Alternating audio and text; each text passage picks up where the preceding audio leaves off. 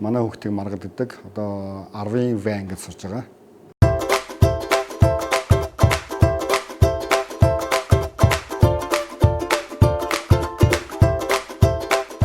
Өнөөдөр түжил гайг байлаа. Яг гэвэл би 4 цагаас гээд эрт ирсэн.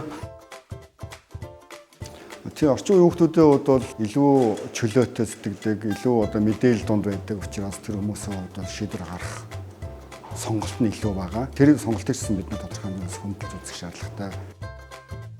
Миний үед ч энэ мэрэгж сайн, одоо энэ сайн, энэгээр л яав гэдэг юм эцсийн тулгалтанд ирэхэд анилаа орж исэн юм шүү дээ. Одоо тухайн үед чинь бол эдийн засгч хуульч хоёр л хамгийн модны гэх юм.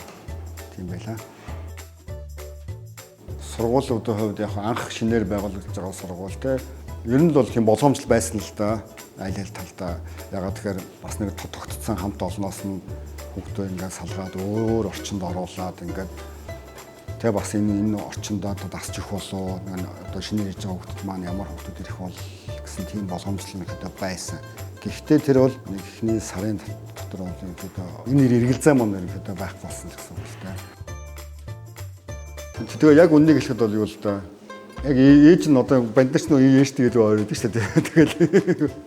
Тэгээд аав л хажуугаас хараа сурсан яг үнэндээ бол тэгээд яг гэхээр бас яг нөө шийдвэр гаргасан юм дээр ч бас ягаад байна. Тэгээд ээжтэйгээ ойлоо ярьж байгаа л тэгээд одоо эдний ангишин дан банд нэр хинхэн хаад хадаа эцэг хөрс мол дандаа ээж тэр нэрж байгаа юм байна шүү дээ. Юу атсан хүүхдүүдийнхээ нөгөө бандныхаа юу гэсэн яд юм шиг.